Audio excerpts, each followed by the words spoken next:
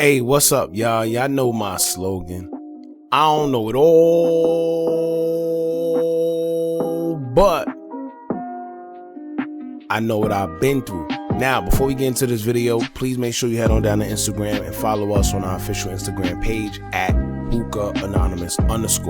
Alright? We're able to be a little more explicit, a little more uncensored, and share content freely without running the risk of having our channel terminated. So, once again, make sure you head on down to Instagram and follow us on our official Instagram page at hookahAnonymous_. Alright? Now let's get into what you guys came here to see. Now, I know y'all probably seen the title and y'all like, well, another Tay Capone video about him snitching. You know, another, oh, we got paperwork, we got this. But let me tell y'all right now, man. There's certain people that when they say certain things, it's a little more credible. We're gonna say that. And the reason why I did this video, because like I said, there's a million Tay Capone ratted, Tay Capone snitch videos out there. But I feel that Kyro actually had a point with with what he was saying and the narrative that he went with. So we're gonna talk about that. And I don't know Kyro for being a liar too much. I don't know him personally, of course, but when it comes to him and expressing certain things, he doesn't hesitate and he definitely speaks his mind. So we're gonna get into it. Make sure you like, comment, share, and subscribe, like I said, man. And let's get into it. Now, your boy Kyro, right? He says that he feel that Tay may have unintentionally told, but he says that he know for a fact that he told. He probably, he put himself in a lose-lose situation. And I felt that because I know personally that this happens very, very often to a lot of people. It's like unconsciously they do it to themselves. They don't even know. And it's due to the trickery that these police do. If you're not privy, if you're not like aware of the games they play, and when they get you in that investigation room, they tell you, all right, well, if you won't tell me this and that, well, you're going to get a bunch of years. Meanwhile, if you had this information, you wouldn't need me to tell you X, Y, and Z. And I tell people that all the time. If the police had certain information, they wouldn't need you. But the fact that you're in that investigation room, just know that they need you. So don't go in there all nervous and volunteering information that you don't need to volunteer. The next thing you get yourself in a little jam.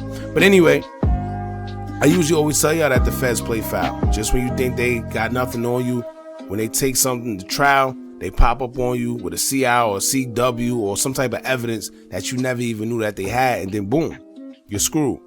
Now, personally, going against the feds, in my opinion, is just a bad idea, but that's totally up to your discretion. But anyway, when it comes to Tay Capone situation, in my opinion, Kyro explained it the best way I've heard thus far.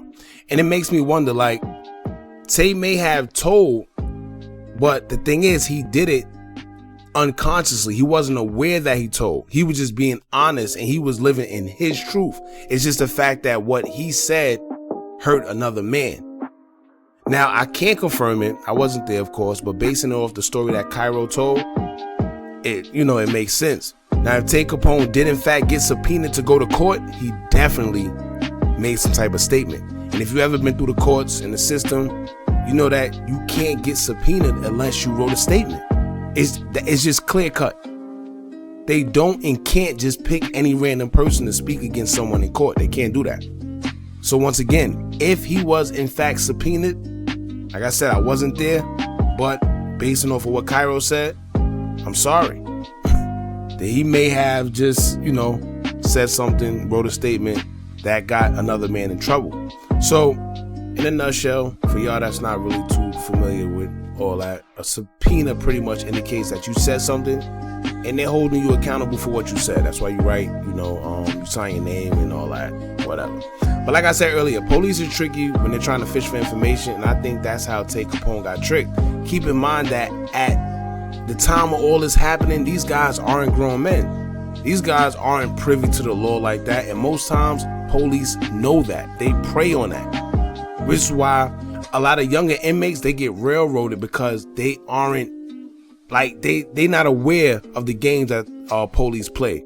right? They either agreed to a deal or something that they didn't understand at the time, thinking that it was a good deal, You know, they'll tell you like, yo, don't worry, you ain't got to do 5 years, but you got to do 3 years, but you got to take 2 felonies in concurrent with each other, not knowing that when you grow up, them felonies stick on your jacket and you can't get no type of job, no nothing. Your life is over. All right. Now, here's a scenario that Kyro played out, and I'm going to explain why it makes sense. Now, he said, imagine if you were taking your friend out to the club, right? All innocent, you know. You take him to the club, you let him out your car, and you drive off and go home. That's it. That's all you did, right? Now, he shoot or kill somebody, but he don't tell you what he did. Now, the police review surveillance footage from surrounding stores that catch a car registered to you because you dropped them off.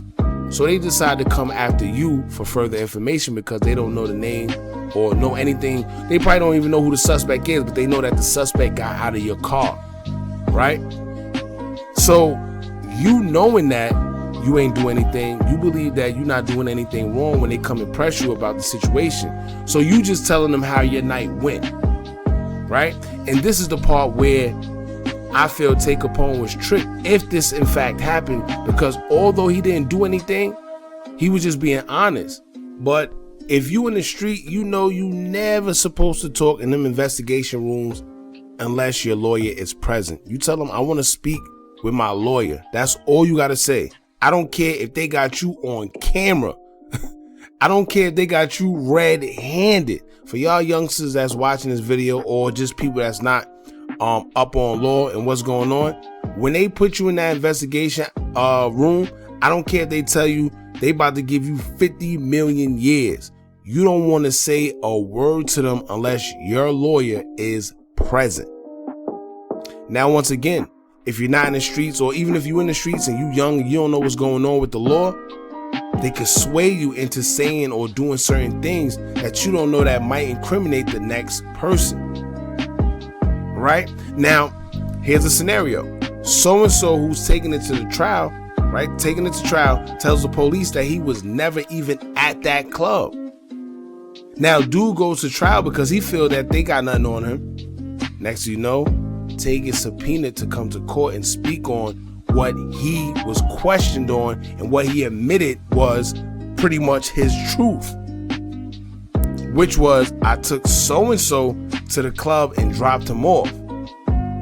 So boom, right then and there, it's over because so-and-so just said that he wasn't even at the club. So-and-so was home. But you just explained to them before in detail how you did in fact drop so-and-so to the club. So that's the first lie. So now what happens is, you know, most of the time you get a jury. Once you lie one time, I'm gonna tell you right now, for y'all that's not too familiar with what's going on, once you lie the first time to that jury, you might as well just say it's over, because they're gonna think everything you say after that is just a lie. The lawyers know that, the DAs, the attorneys, the judge, they all know that. It's ultimately up to the judge at the end of the day too. Once you lie and they catch you in a lie and the judge realizes that that's a lie, it's over. So, like Kyro said, at the end of the day, he don't believe that he intentionally told on him, because he's running around saying, yo, I didn't say this. I didn't say he did this. You didn't say he did certain things, X, Y, Z, killed or shot or whatever it was. But you helped in a form or fashion that you don't even know you helped with. Now, like I said, Kyro's the first person that actually put this all into perspective. It makes 100% sense. 100% sense. That's like a tongue twister. But anyway, it makes 100% sense. But like I said, if he wasn't subpoenaed, then who knows? But if he was in fact subpoenaed to talk in another man's trial, I'm sorry, y'all. I'm sorry. But like I said, man, I got mad love for your boy Tay Capone. I always give him love when it comes to us speaking on him. This is probably the first video I ever did on any type of snitching allegations when it comes to Tay Capone. There's a million videos out there that y'all could check for yourselves, but it was never no concrete evidence. I never heard a real story. It was all he say, she say, and it was all, well, this paperwork, but then it come out that the paperwork fake. So it's like, yo, what do you believe? But this story that nolimit Kyro put into perspective, it makes perfect sense. And I say that because I've seen this actually happen before. So Yeah, man. I'm gonna leave a link to the actual DJ UT, and shout out to DJ U, man, because he's been getting a lot of nice interviews or whatever the case may be from, you know, certain people who we actually want to hear, and he's not afraid to ask certain questions. That's what I like. A lot of these interviewers or YouTubers, whatever you want to call them, when they got these guys on their platform, they be so fanned out. They be scared to ask certain questions, you know, and respectfully, you know, certain questions you don't ask out of respect, but, you know, it's a way you can ask something to get something out of somebody. It's always about your delivery. You know, I feel your delivery and the way you ask certain questions plays a big part into what you get out of the person that you're interviewing. So, like I said, shout out to DJ UTV, shout out to No Limit Kyro and all of them. Even shout out to Tay Capone.